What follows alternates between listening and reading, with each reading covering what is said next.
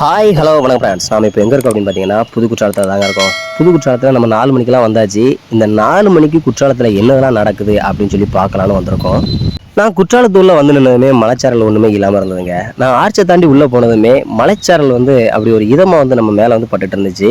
அதுக்கப்புறம் தான் தெரிஞ்சுது எல்லா பக்கமே மழை பெய்ய ஆரம்பிச்சிட்டு அப்படின்னு. என்னதான் நாம் அடமலையில் நனைஞ்சு குளித்தாலும் ஆனால் அந்த சாரல் நம்ம மேலே விழும்போது அவ்வளோ ஒரு அருமையாக இருக்குதுங்க. அதிகாலையில் 4 மணிக்கெலாம் நாங்கள் குற்றாலத்தில் வந்து குளிக்கணும்னு ஏன் தெரியுமாங்க ஆசைப்பட்டேன். ஏன்னா கூட்டம் அதிகமாக இருக்காது, நம்ம வந்து ஒரு குளியலை வந்து ரொம்ப என்ஜாய் பண்ணலாம் அப்படின்னு சொல்லி தான் அந்த குற்றாலத்துக்கு காலையில் வந்தேன்.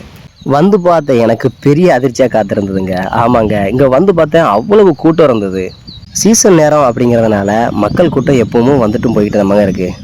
என்னுடைய பைக்கை நிப்பாட்டுறது கூட இடம் இல்லைங்க. ஏன்னா அதில் இடத்துலையுமே காரை கொண்டு வந்து நிப்பாட்டியிருந்தாங்க.